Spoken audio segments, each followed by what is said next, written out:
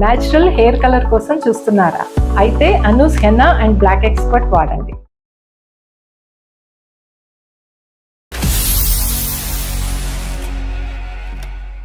ఈ రెండో పెళ్లి జరిగి ఎంతకాలం అయిందమ్మా?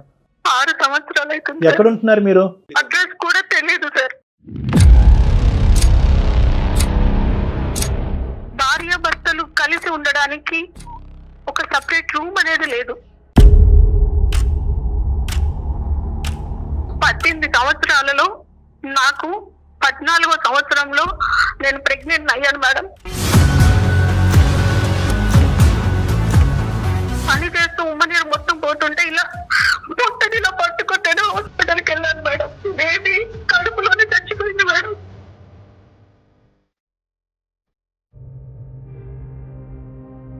కనీసం మా బిడ్డను కూడా చూసుకోలేదు నేను. ఆ బేబీ చనిపోయి పడితే నేను కోమాలోకి వెళ్ళిపోయాను.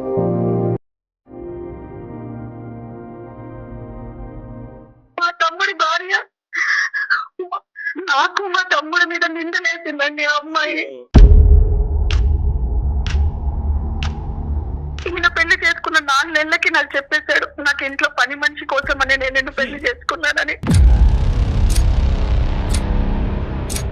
మీ 18 సంవత్సరాల పాటు మీరు ఆ కుటుంబంలో నరకను అనుభవించినప్పుడు ఏ సొసైటీ వచ్చి, ఏ సమాజం వచ్చి మిమ్మల్ని కాపాడిందమ్మా? ఆ నిర్ణయాన్ని మీ తమ్ముడితో డిస్కస్ చేసి ముందుకెళ్ళినట్లయితే ఈ రోజు అతని సపోర్ట్ ఉండేదేమోనండి. నువ్వు భయపడటం కాదు, నువ్వు అతన్ని భయపెట్టాలి. అందమైన జీవితం సమర్పిస్తున్నవారు 49 అంటే సంతానం, 49 అంటే సంతోషం. ఎప్పట్లాగానే మన గెస్ట్ కళ్యాణ్ చక్రవర్తి గారు కూడా ఈరోజు నాతో పాటు స్టూడియోలో ఉన్నారు. నమస్తే కళ్యాణ్ గారు. నమస్తే జయ గారు. నమస్తే కళ్యాణ్ గారు. విజయవాడ నుంచి ఒక మెయిల్ ఉందండి, నేను చూశాను.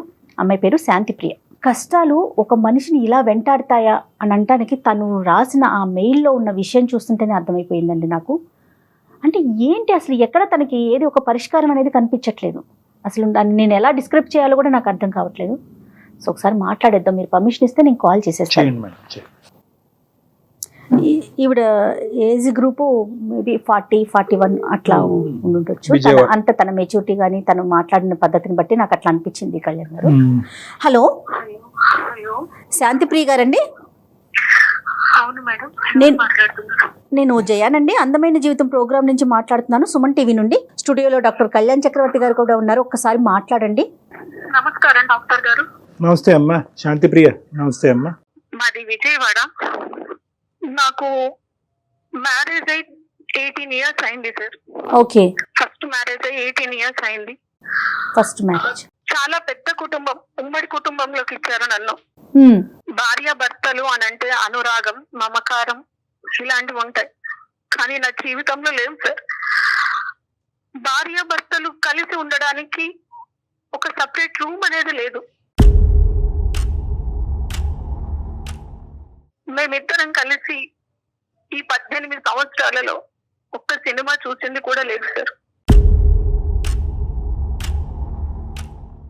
అత్తగారింటి నుంచి సపోర్ట్ లేదు. తల్లి గారింటికి వెళ్ళి బాధ చెప్పుకుందామంటే అక్కడ వాళ్ళు కూడా నాకు శత్రువులు అయిపోయారు.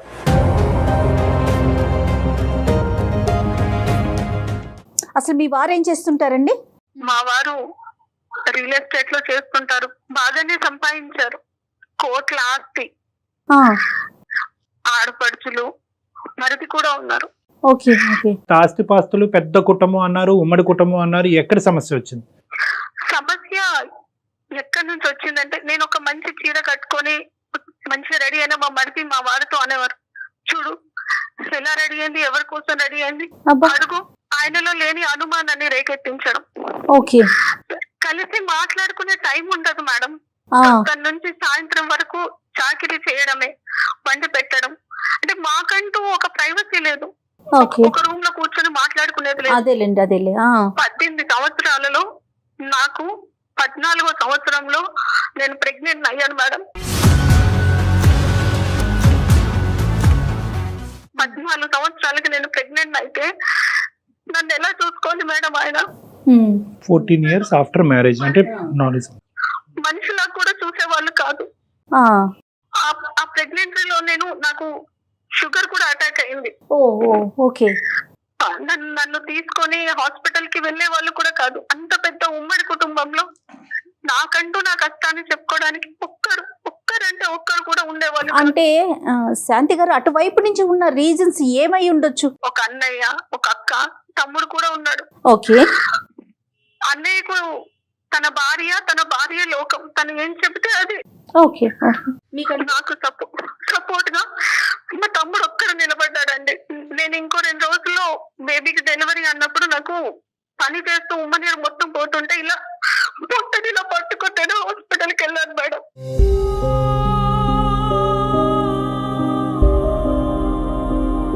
నాతోనే ఒక్కరు కూడా రాలేదు. ఇంత పెద్ద ఉమ్మడి కుటుంబంలో పొట్టనిలా పట్టుకొని ఆటోలో నేను వెళ్ళిపోతే బేబీ కడుపులోనే చచ్చిపోయింది మేడం.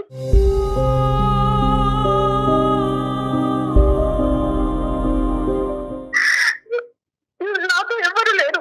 కనీసం ఆ బిడ్డను కూడా చూసుకోలేదు నేను. ఆ బేబీ చనిపోయి పడితే నేను కోమాలోకి వెళ్ళిపోయాను. స్పృహలోకి వచ్చాక అడిగితే బేబీ కడుపులోనే చనిపోయింది అని అన్నారు.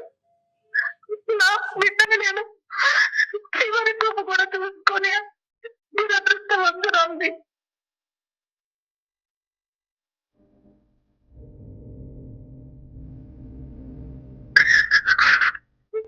అమ్మ అన్న పిలుపుకు కూడా దూరం అయిపోయాను నేను. నా బిడ్డ కోసమైనా బ్రతుకుదాం అనుకున్నాను మేడం. నాకు ఆ దృష్టం కూడా లేకుండా చేశాడా దేవుడు. అంటే డిలే అయిందమ్మా, అంటే డెలివరీ టైంకి అంటే మీరు హాస్పిటల్కి వెళ్ళటం వల్ల లేట్ అయ్యిందా? ఎవరు సపోర్ట్ లేరు అప్పుడు నీకు? కొద్దిగా ఎవరైనా తొందరగా స్పందించి మీరు కొద్దిగా ముందుగానే హాస్పిటల్కి వెళ్ళి ఉంటే బిడ్డ బతుకుండేదా? అవునండి, బిడ్డ బ్రతికేది. ఆ ఉమ్మ నీరు మింగేసి బిడ్డ చనిపోయింది కడుపులో.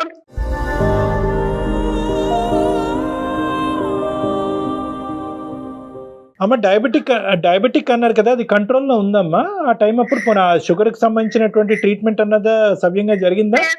ప్రెగ్నెన్సీలో డయాబెటిక్ అయితే కనుక చాలా స్పెషల్ కేర్ తీసుకోవాలి. Pregnancy it self is a burden for a women అమ్మ. అంటే ఫిజియలాజికల్ గా, మెంటల్ గా ఒక బర్డెన్. ఆ టైంలో ఆ అమ్మాయికి మోరల్ సపోర్ట్ లేదు, ఇమోషనల్ సపోర్ట్ లేదు. దానికి తోడు ఈ అమ్మాయి దురదృష్టం 14 years తర్వాత ప్రెగ్నెంట్ అవటము, ఫిజికల్ ప్రాబ్లమ్స్ రావటం, ఉమ్మ నీరు బేబీ తాగటం, డయాబెటిక్.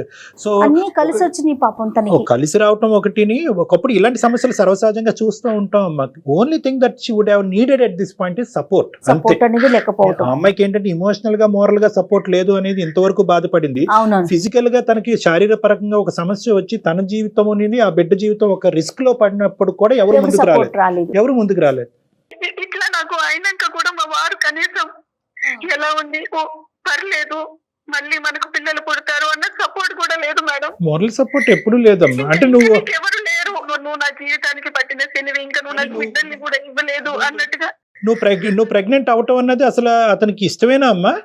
అంటే 14 సంవత్సరాల తర్వాత నువ్వు ప్రెగ్నెన్సీ వచ్చింది, గర్భం దాల్చావని చెప్పి నీకు ఎంత ఆనందం ఉందో అందులో కొంతవరకైనా అతనికి లేదు. ఆయనకు ఎంతసేపు ఆయన బిజినెస్, ఆయన ఫ్యామిలీ, ఆయన చెల్లెళ్ళు, ఆయన తమ్ముడు, ఇదే ఆయనకు లోకం. సో ఇంట్లో ఒక పని చేయడానికి ఒక ఆడది అంతే. ఆ ఇంట్లో పని మనిషిగా చూస్తున్నారు, మీకంటూ ఒక స్వేచ్ఛ. కానీ ఇంతకంటే విచిత్రం ఏంటంటేనమ్మా, ఒకటి శాంతి, ఓకే అత్తింటి వాళ్ళు ఇలా ప్రవర్తిస్తారని చాలా సందర్భాల్లో చూసాం. కానీ ఇప్పుడు 1 సంవత్సరం 2 సంవత్సరాల పాటు సర్దుకుపోవమ్మా, సమస్యలు సద్దుమనుగా అవుతాయి. అత్తింట్లో ఇలాంటి చెప్పేవారండి, అమ్మగారు సర్దుకుపోమ్మా, మా పరువు పోతుంది. నాన్నగారు అనేవారు, వెనక్కి వచ్చేసేయమ్మా, నేను నిన్ను చూసుకుంటాను, వెనక్కి వచ్చేసేయమ్మా అని. ఆయన మారకపోతాడా, నా ప్రేమను అర్థం చేసుకోలేకపోతాడా, ఆయనకు మారకపోతాడా అని ఇంకా నా వల్ల కాలేదు. నాన్నగారు కూడా మొత్తం మంచాన పట్టేసి నా మీద రందితో, బాధతో ఆయన మంచాన పడితే ఇంకా నేను ఒక్కసారి చివరి చూపు కన్నా వెళ్ళేసి వస్తాను అని ఎంత బతిలాన్నా కూడా పంపించలేదండి.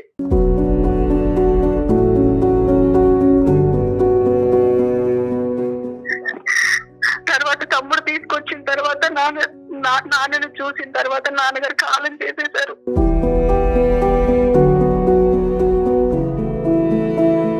తమ్ముడు ఇంకా పంపించలేక, నీ ఆరోగ్యాన్ని నేను చూసుకుంటాను, నీకు నేను ట్రీట్మెంట్ ఇప్పిస్తానని సైక్రియాటిస్ట్ దగ్గర తీసుకెళ్లి ట్రీట్మెంట్ కూడా ఇప్పించారండి. సో నాన్నగారు చనిపోయినప్పటి నుంచి ఇంక ఇంట్లో ఉండిపోయారు మీరు మీ పుట్టింట్లో? అమ్మగారితో పాటు అమ్మ, నేను, మా తమ్ముడు మమ్మల్ని తీసుకెళ్లి సపరేట్ రూమ్ తీసుకొని అక్కడ ఉంచారండి. ఇక్కడ దేవుడు కూడా చిన్న చూపు చూశాడండి. అయ్యో. మా తమ్ముడి భార్య మమ్మల్ని చూసుకుంటున్నారన్న కక్షతో సమాజంలో నాకు మా తమ్ముడి మీద నిందలేసిందండి ఆ అమ్మాయి. ఏం కర్మమ్మ ఇది. నా మీద మా తమ్ముడి మీద నిందలేస్తే ఆ విషయం కూడా నాకు తెలియలేదండి. ఈ మధ్యలో అమ్మగారు కూడా కాలం చేసేసారు. మా ఇంటి ఓనర్ వచ్చి, ఇలా మీ తమ్ముడు రావద్దమ్మా, ఇలా మీకేదో జరుగుతుందంట అంటే నేను ఏమైపోవాలండి?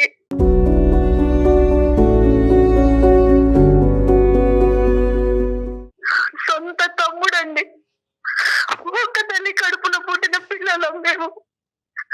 ఆమె స్వార్థానికి మా మీద నిందలేస్తే ఏమైపోవాలి?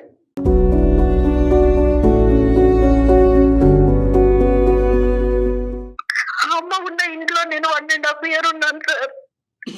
డాక్టర్ గారు చెప్పమ్మా. రాత్రి పూట నిద్ర పట్టక మధ్యలో వాష్రూమ్ కి లేవాల్సి వస్తుంది, భయం వేస్తుందని 2 స్లీపింగ్ టాబ్లెట్స్ మింగి పడుకునే పద్ధతి సార్ నేను.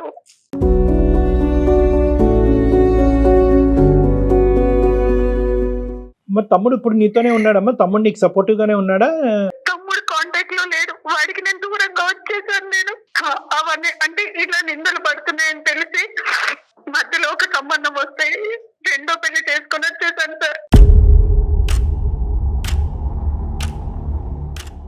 అతను అనవసరంగా నీ వల్ల అతని జీవితం పాడవుతుందని చెప్పి అతని దగ్గర నుంచి కూడా దూరం వచ్చి. అనేసి అవును సార్, వాడికి 2 ఆడపిల్లలు సార్. వాళ్ళ జీవితం మీద కూడా మర్చిపడుద్ది కదా సార్. అదేనమ్మా, నాకు అర్థమైంది. సో ఫైనల్ గా ఏంటంటే, ఎవరికి నేను భారం అవ్వకూడదు, నా వల్ల ఎవరికి కష్టం రాకూడదు అని చెప్పి అటువైపు అత్తింటి నుంచి ఇటువైపు పుట్టింటి నుంచి దూరంగా వచ్చి ఒంటరిగా టైలరింగ్ చేసుకుంటూ బతుకుతున్నాం. అవును సార్. అప్పుడు ఈ వ్యక్తి ఎలా పరిచయం అయ్యారమ్మా? ఎవరో వచ్చారు, పెళ్లి చేసుకున్నారని అంటున్నారు కదా, అతను ఎవరు, ఎక్కడి నుంచి వచ్చాడు, ఎలా పరిచయం అయ్యాడు? నేను గ్రాడ్యుయేషన్ చేశాను సార్, ట్యూషన్స్ చెప్పేదాన్ని నేను. సో ఆ ట్యూషన్ లో ఒక అబ్బాయి వచ్చి, మేడం ఇట్లా ఒకరున్నారు మేడం, మ్యారేజ్ చేసుకుంటా అంటున్నారు, బాగా వెల్ సెటిల్డ్ అన్నప్పుడు నేను మాట్లాడానండి. ఇది నా జీవితం, నేను మళ్ళీ చేసుకోవాలంటే నాకు చాలా ధైర్యం కావాలి, ఎంత నేను అనుభవించేశాను అని అంటే, లేదు నన్ను చేసుకుంటూ సుఖపడతావు, నీకు మంచి జీవితం ఇస్తానని నమ్మించాడండి. అతని ఫ్యామిలీ బ్యాక్గ్రౌండ్ ఏంటమ్మా? అతనికి పెళ్లి అయిందా? అతని వయసు ఎంత? పెళ్లి అయింది, ఆయనకి 2 పిల్లలు సార్. పెళ్లిడికి వచ్చిన పిల్లలు ఉన్నారు. భార్య ఏమైంది? భార్య చనిపోయింది సార్. చనిపోయింది. కేవలం ఈ స్టూడెంట్ పరిచయం ద్వారా ఏర్పడినటువంటి ఒక పరిచయం. అవును సార్. ఇంకా మీరు ఇంకేమీ వాకప్ చేయలేదు. అతను ఎవరు, నిజం, భార్య ఎటువంటి పరిస్థితుల్లో చనిపోయింది, చాలా ఇంపార్టెంట్ ఫ్యాక్టర్. ఏది వాకప్ చేయలేదు సార్. నా తమ్ముడైనా సంతోషంగా ఉండాలి, నా దగ్గరికి ఇంకా రావద్దు, వాడైనా వాడు ఫ్యామిలీతో బాగుండాలని నేను ఈ పెళ్లి చేసుకుని వచ్చేసాను. ఈ పెళ్లి చేసుకోవడం ఎలా అంటే, పెనంలో నుంచి కుంపట్లో పడ్డట్టు అయిందండి. అర్థమవుతోందండి, అర్థమవుతుంది. ఎదిగిన పిల్లలు, ఈయన పెళ్లి చేసుకున్న 4 నెలలకి నాకు చెప్పేశాడు, నాకు ఇంట్లో పని మనిషి కోసం అని నేను పెళ్లి చేసుకున్నానని.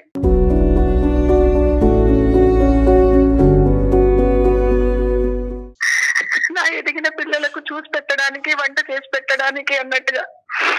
అక్కడి పరిస్థితి కంటే ఇక్కడ ఇంకా దారుణం సార్. పంజరంలో చిలకలాగా ఇంకా దాన్ని మాటలతోని పొడవడం. ఒక్క నిమిషం శాంతి, నువ్వు ఇప్పుడు వరకు వేరే వాళ్ళు లేదంటే నీ దురదృష్టం వల్ల ఒక అడుగు, ఇప్పుడు నీ చేతులారా ఇంకో అడుగు వేసి ఇంకా భయానకమైనటువంటి పరిస్థితిలో నువ్వు తీసుకెళ్ళావు. డైవర్స్ అయిందమ్మా? ఫస్ట్ మ్యారేజ్ డైవర్స్ అయిందా? అయ్యింది సార్, ఫస్ట్ మ్యారేజ్ డైవర్స్ అయింది. ఇది ఇంకా నరక కూపం అండి. ఎదిగిన పిల్లలు ఉన్న వాళ్ళని పెళ్లి చేసుకోకూడదని అనిపించిందండి. ఆ పిల్లలు కూడా సూటిపోటి మాటలు అనడం, అక్కడే ఉండాలి, ఎవరితో మాట్లాడొద్దు, మాట్లాడితే ఆ రోజు ఇంకా నాకు ఒక విధమైన నరకాన్ని చూపిస్తారు. అమ్మా, పెద్దల సమక్షంలో జరిగిందా? అతని వైపు ఎవరన్నా పెద్దవాళ్ళు అది ఉన్నారమ్మా? అమ్మ, మీ హస్బెండ్ సైడ్? సెకండ్ లేదు సార్, గుళ్ళో జరిగింది. నా వైపు నుంచి నేను ఎవరిని పిలవలేదు సార్. అతని సైడ్ నుంచి అమ్మా? అతని సైడ్ నుంచి అతని పిల్లలు ఉంటాడండి. అంతే అంతే. ఏదో తొందరలో తొందరలో కదమ్మా, ఏదో కారణం ఉంటది, ఎందుకు చేసుకున్నావు? తమ్ముడు అన్న తన ఫ్యామిలీతో బాగుంటాడు, ఇద్దరు ఆడపిల్లల జీవితాలు బాగుంటాయని. ఇంకా ఎందుకంటే తమ్ముడికి ఇచ్చి చేసింది ఎవరినో కాదు సార్, మా అక్కయ్య కూతుర్ని సార్, మా అక్కయ్య కూతుర్ని.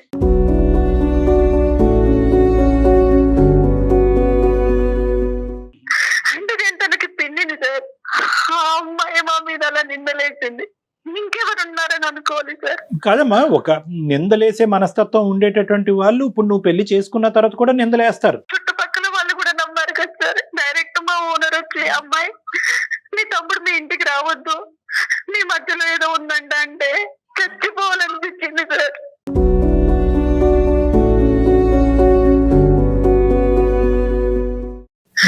నిజంగా అమ్మ, ఒక నిందేసేటటువంటి పరిస్థితి వచ్చినప్పుడు దానికి మీరు ఎంచుకున్నటువంటి పరిష్కారం మాత్రం తొందరపాటు పరిష్కారం, అది నేను చెప్పాలి అని అనుకుంటున్నాను. అవును సార్. నిందేసేటటువంటి ఎవరో నిందేయలేదు, సొంత మీ అక్క కూతురే, అంటే మీ కుటుంబ సభ్యుల్లోనే ఒక నిందేసినప్పుడు, అంటే మీ కుటుంబం గురించి బాగా తెలిసి చూసినటువంటి ఒక వ్యక్తే ఇలా నిందేసినప్పుడు వాళ్ళ యొక్క ఇంగితం ఏంటి, వాళ్ళ యొక్క ఆలోచన శైలి ఏంటి అన్నది మనకు అర్థం అవుతుంది.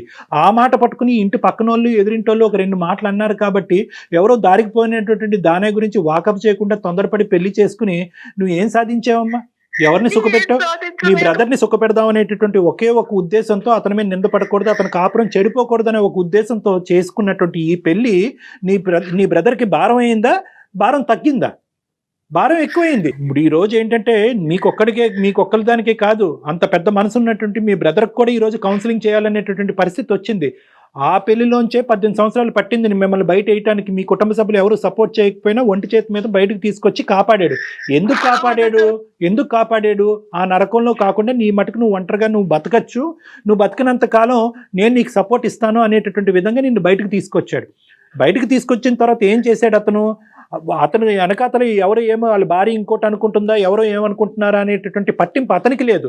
నువ్వు పట్టించుకోవటం మొదలుపెట్టావు. ఇదేంట్రా తమ్ముడు, నీ జీవితం నాశనం అయిపోతుంది, నేను ఇంకో పెళ్లి చేసుకుంటానని చెప్పి ఈ రోజు ఇంకా భయంకరమైనటువంటి చిక్కుముడి మీ బ్రదర్ కూడా తయారు చేసినటువంటి పరిస్థితి అయింది. ఇంట్లో నుంచి అడుగు బయట పెడితే కాకులాగా పొడుచుకు తిన్నారు సార్. ఇప్పుడు నువ్వు చెప్పేటటువంటి మాటలు Shanti, that is the reality of the society.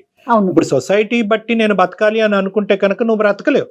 Society ఇలా అనుకుంటుంది, అలా అనుకుంటుంది, వాళ్ళ నోర్లు ఇలా మూయించాలి, వీళ్ళ నోర్లు ఇలా మూయించాలి అనేటటువంటి పద్ధతిలో మీరు ముందుకెళ్తే వీళ్ళు నోర్లు మూయించేటటువంటి పనిలో మీరేంటంటే తప్పు మీద తప్పు చేసుకుంటూ పోతూ ఇంకా ఊబిలో కూరిపోతారు. ఇప్పుడు మీ పరిస్థితి అలాగే అయింది. 18 సంవత్సరాల పాటు మీరు ఆ కుటుంబంలో నరకను అనుభవించినప్పుడు ఏ సొసైటీ వచ్చి, ఏ సమాజం వచ్చి మిమ్మల్ని కాపాడిందమ్మా? మీ సొంత రాలేదు, మీ సొంత తల్లిదండ్రులే రాలేదు, మీ కుటుంబ సభ్యులే రాలేదు. మనసున్న మహారాజు లాగా మీ తమ్ముడు ఒక్కడు కాపాడకపోతే కనుక మీరు ఈ రోజు ఆ ఇంట్లోనే అక్కడే చనిపోయి ఉండేవారేమో మీరు. కానీ నా జీవితంలో సంతోషం అనేది వస్తుంది అని మా తమ్ముడు నాకు చాలా ధైర్యం ఇచ్చాడు సార్.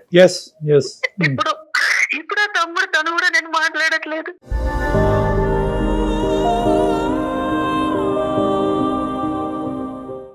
వాడు ఎక్కడ ఉన్నాడో కూడా తెలియదు. ఆ సపోర్ట్ కూడా పోగొట్టుకుందా అమ్మాయి? బాధపడాలా, కోప్పడాలా, ఏంటో మాట్లాడలేదు.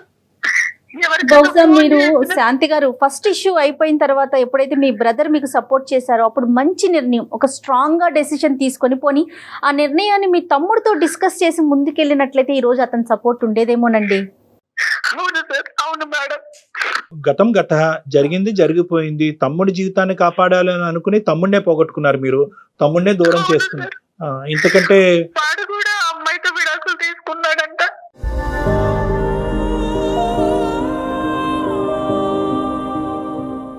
అయిపోయింది అక్కడ కూడా అయిపోయింది.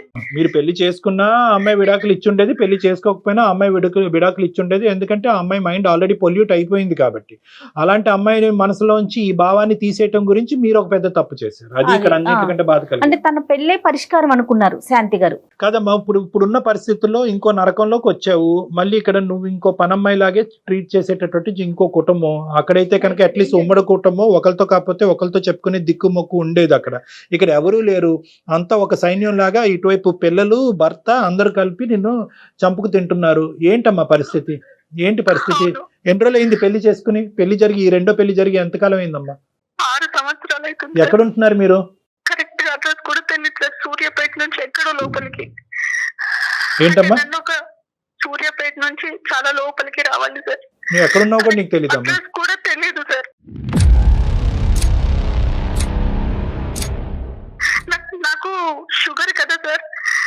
ఇంట్లో పని చేస్తూ నాకు బొటన వేలు ఇట్లా పాడైపోయి మొత్తం వేలంతా పాడైపోయినా నన్ను హాస్పిటల్ తీసుకెళ్ళలేదు సార్. నువ్వే ఒక దండగా అంటే నీకు ఇంకా ట్రీట్మెంట్ కూడా అంటాడు ఆయన.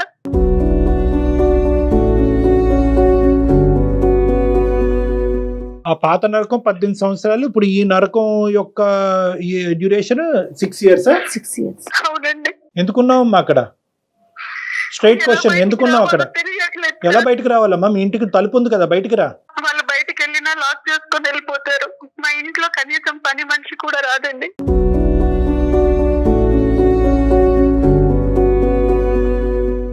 అది కదమ్మా, ఎప్పుడైనా ఇంటికి వచ్చినా నేను మాట్లాడకూడదు వాళ్ళతో. ఇప్పుడు అర్థమైంది కదా ఆ ఇంట్లో ఇంకో స్త్రీ ఎలా చనిపోయింది అన్నది.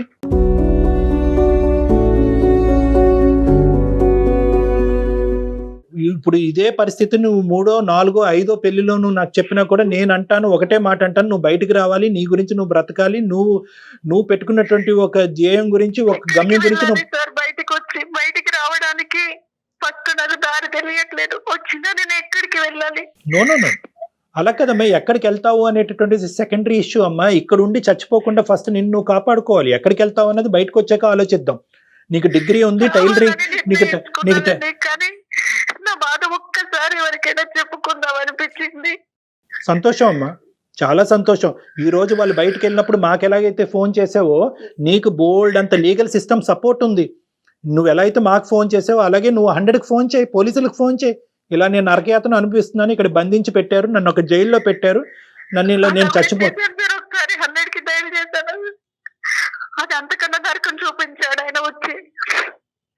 సొసైటీలో నాకంటూ ఒక పేరుంది, నువ్వు ఏదైనా అనుకుంటే జరిగిపోదని, నన్ను దాటి ఏ విషయం వెళ్ళలేదు అని. ఎటొచ్చి ఏంటంటే మీరేమనుకున్నారు అంటే కనుక మీరు ఇంకా ఆ గిల్ట్లోనే ఉండిపోయారు. అరే తొందరపడి పెళ్లి చేసుకున్నాను, రెండో పెళ్లి, మొదటి పెళ్లిలో బ్రదర్ వచ్చి కాపాడాడు, ఈ పెళ్లిలోంచి కూడా ఇంకోళ్ళు ఎవరో వచ్చి కాపాడతారని మీరు వెయిట్ చేస్తున్నారేమో, ఎవరు రారు. ఇది మీకు మీరుగా తీసుకోవాల్సినటువంటి నిర్ణయం. మీరు గట్టిగా అనుకుంటే కనుక ఎల్లకాలం అలా బందికానాలాగా వాళ్ళు ఉంచేటటువంటి అవకాశం లేదు. మీరు ఒక అవకాశం చూసుకుని స్ట్రైట్ అవే బయటకు రండి. ఫస్ట్ ఆఫ్ ఆల్ ఏంటంటేనమ్మా, మీరు ఎక్కడ ఏ తలుపు ఏ డోర్ నాక్ చేసి హెల్ప్ తీసుకోవాలనేటువంటి ఫస్ట్ మీకు అర్థం అవ్వాలి. ఇంకా ప్రపంచం అంత గుడ్డిబారిపోలేదమ్మా. ఇంకా సమాజంలో లా ఉంది, మీకు హెల్ప్ చేసేటటువంటి ఎన్జిఓ ఆర్గనైజేషన్స్ ఉన్నాయి, సామాజిక పరమైనటువంటి సోషల్ ఆర్గనైజేషన్స్ ఉన్నాయి, స్త్రీలకు సపోర్టివ్గా లీగల్ సిస్టమ్ ఉంది. అటువంటి తలుపులు తట్టడం అనేటటువంటిది మీరు ఒక ఆలోచన కింద పెట్టుకోవాలి. మీరు ఇంకా సెంటిమెంట్స్లోని గిల్ట్లోనే ఉండిపోతున్నారు. పెళ్ళి అయ్యింది, పిల్లలు ఉన్నారు, రెండో పెళ్ళి, తప్పు విధంగా వచ్చి నేను పెళ్లి చేసుకున్నాను కాబట్టి ఈ రోజు కాకపోతే రేపైనా కూడా ఇక్కడ మారిపోతారు, నన్ను పని మనిషిలా చూడకుండా ఒక మనిషిలా చూస్తారు అనేటటువంటి ఒక హోప్తో, ఒక పనికిరాని హోప్తో ఎక్కడైతే కూరుకుపోతున్నారో అక్కడే ఇంకా కూరుకుపోతున్నారు. ఇది మీరు ఇందులోంచి అంటే 6 సంవత్సరాలు అయిపోయింది, మళ్ళీ ఇందులో 6 సంవత్సరాలు అయిపోయింది. ఇప్పుడు ఏమనుకుంటారంటే అరే ఆల్రెడీ 6 years అయింది కదా, ఇంకెక్కడికి వెళ్తానులే, ఇంకా అంతా అయిపోయింది, తమ్ముడు లేడు, ఎవరు లేరు, ఇక్కడే చచ్చిపోతానని అనుకుంటున్నారు. అది కరెక్ట్ కాదు. మీ గురించి మీరు బ్రతకాలి, ఒక స్వేచ్ఛాయుతమైనటువంటి జీవితాన్ని మీరు బతకాలి. మీ జీవితం మీద మీకు నమ్మకం రావాలి. నాకు ఇంకో భయం కూడా ఉంది డాక్టర్ గారు, బయటికి వచ్చాక ఈయన నన్ను బతకనిస్తాడా, ఈయన గురించి నేను చెడుగా చెప్తే అమ్మా, నువ్వు ఎలాగైతే భయపడుతున్నాడో ఆ మనిషిలో కూడా ఒక భయం అన్నది ఉంటుంది. ఆ మనిషిలో భయం పుట్టించాలి మీరు, ఆ మనిషిలో భయం పుట్టించాలి. మీరు నొక్కవలసినటువంటి బటన్ నొక్కట్లేదు కాబట్టి అతను ఇలా పబ్బాన్ని గడుపుతున్నాడు. ఒక స్త్రీ ఎలాగైతే కనుక ఇతను బాధ తట్టుకోలేక చచ్చిపోయిందో, నువ్వు కూడా అలా బాధ తట్టుకోలేక ఇలా క్షీణించబడి అలా చచ్చిపోతావు అనేటటువంటి వెయిటింగ్ గేమ్ అతను ఆడుతున్నాడు. అప్పుడు ఇంకో కొత్త పని మనిషి ఆ ఇంట్లోకి వస్తుంది అనేటటువంటి ఆలోచనతో అతను ఉన్నాడు. ఒక స్వార్థపూరితమైనటువంటి మనిషిలో నువ్వు భయపడటం కాదు, నువ్వు అతన్ని భయపెట్టాలి. ఒక పోరాట పట్టణంతో ముందుకెళ్తేనే ఇలాంటి వాళ్ళకి బుద్ధి వస్తుందమ్మా.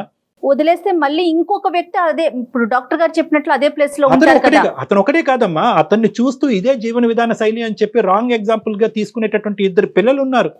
వాళ్ళు ఎంత భయంకరమైనటువంటి రాక్షసుల కింద మారుతారో, ఎటువంటి కుటుంబాలని వాళ్ళు రేపొద్దున పెద్దయ్యి నాశనం చేస్తారో అనేటటువంటి సమస్య కూడా ఇక్కడ ఉంది. ఇంకొక 100 జీవితాలు నాశనం అవ్వకముందే నువ్వు కథం తొక్కాలమ్మా. ఎంతమ్మా 2 నిమిషాలు, ఇప్పుడు ఈ ఫోన్ పెట్టే కానీ 100కి ఫోన్ చేయి, లేదంటే మమ్మల్ని చేయమంటే మేము చేస్తాం. మీ లొకేషన్, వాట్సాప్ లొకేషన్ మాకు షేర్ చేయండి, మీరు ఎక్కడున్నారో మాకు చెప్పండి, మేము పోలీసులకు అక్కడ పంపిస్తాం. మేము నేను ఫస్ట్ నువ్వు అందులోంచి బయటపడు, విడుదలవు. అలాగే డాక్టర్ గారు. దేవుడు ఇచ్చినటువంటి ఈ జీవితాన్ని కాపాడుకో. నీ కాళ్ళ మీద నువ్వు నిలబడి నువ్వు బయటకు వెళ్ళి సమాజం ఏ లెక్కేస్తుంది అనేది తీసి పక్కన పెట్టేసే. తప్పకుండా డాక్టర్ గారు. ఓకే, తప్పకుండా. All the best. Thank you. Good luck Shanti. Right Shanti గారు, థ్యాంక్ యూ అండి. థ్యాంక్స్ అమ్మా. Thank you. Thank you doctor గారు. థ్యాంక్ యూ అమ్మా, all the best, god bless. ఎందుకంటే భయంకరమైంది ఏమైనా ఉందమ్మా? ఏం కళ్యాణ్ గారు, అసలు ఎటుపోతుంది సమాజం? ఎలాంటి ఆలోచనలు బాబా, చిచ్చి చిచ్చి, సమాజం మాట్లాడుకోవటానికి సిగ్గు అనిపిస్తుంది సమాజం కంటే చూసారమ్మా, ఇక్కడ ఏంటంటే నిజంగా హెల్ప్లెస్నెస్ అనేటటువంటి దానికి ఇది ఒక పర్ఫెక్ట్ ఎగ్జాంపుల్ అన్నమాట. ఇప్పుడు ఆ అమ్మాయి ఏంటంటే కనుక మెయిన్ గా బయటికి 2 కారణాల వల్ల బయటపడలేకపోతున్నామ్మా. ఏంటంటే నేను ఆల్రెడీ ఇది 2వ పెళ్లి, ఇది నేను నా చేతులారా తప్పుగా దిగినటువంటి పెళ్లి, అదేదో అందుకు చూడు పొయ్యి మంచి కుంపట్లో పడినట్టు.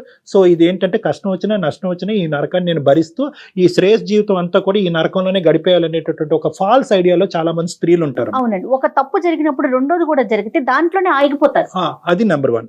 నెంబర్ 2 ఏంటంటే ఇక్కడే ఇంత నరకం చూపెట్టాడు, గడప దాటితే ఏం చేస్తాడు అనేటటువంటి 2వ భయం. వాడు ఏం చేయలేడు, వాడి ఇంట్లో పులి బయట పిల్లి, బయటకి ఏమీ చేయలేడు. ఎటొచ్చి ఏంటంటే ఇలాంటి ఆడవాళ్ళు అలా అనుకునే అమ్మో ఇంకా ఏం చేసేస్తాడు అనేటటువంటి. ఆ అమ్మాయి ఇంకో మాట ఏమంటుంది, నేను బ్రతుకుండి ఎందుకు అనేటటువంటి మనిషికి నీకెందుకు ప్రాణభయం అమ్మా, నువ్వు బయటకు అడిగేయి అనేటటువంటి మనం ధైర్యం ఇవ్వటం. 2 బేసిక్ సొల్యూషన్స్ ఇవి, ఎవరైనా కూడా చెప్పేటటువంటి సొల్యూషన్. ఇటొచ్చి ముఖ్యంగా ఏంటంటే ఈ 2 సొల్యూషన్స్ ఆ అమ్మాయికి ఎందుకు కనిపించట్లేదంటే ఆ అమ్మాయి ఒక గిల్ట్ భయం అనేటటువంటి కుంపట్లో ఉండిపోయింది, ఇలా ఉండిపోయింది. ఫస్ట్ లో తమ్ముడు సపోర్ట్ చేశాడు, ఇప్పుడు అతను కూడా లేకపోయేసరికి నేను ఒంటరిని, నాకు ఎవ్వరూ లేరు అనే పాయింట్ తనకి రేజ్ అవుతుంది. మోస్ట్ ఇంపార్టెంట్ ఏంటంటే మళ్ళీ తమ్ముడు లాంటి ఒక మహత్తరమైనటువంటి ఒక మనిషి వచ్చి నన్ను ఇందులోంచి బయటకు లాగుతాడు అనేటటువంటి ఒక అనవసరమైనటువంటి హోప్ లో ఆ అమ్మాయి 6 సంవత్సరాల పాటు గడిపేసింది. తన నెంబర్ మనం తీసుకుందాం మేడం. ఎమర్జెన్సీ నెంబర్స్ అన్ని కూడా అమ్మాయికి మెసేజ్ పెట్టండి మీరు, లేదంటే కాల్ చేసి చెప్పండి. ఆ కాంటాక్ట్ నెంబర్స్ అన్ని కూడా తనకి హెల్ప్ఫుల్ గా ఈ రోజు కాకపోయినా రేపైనా కూడా అమ్మాయి కాల్ చేసి ఒక అవకాశం తీసుకుని బయటపడుతుంది. తప్పకుండా కళ్యాణ్ గారు. నమస్తే. నమస్తే.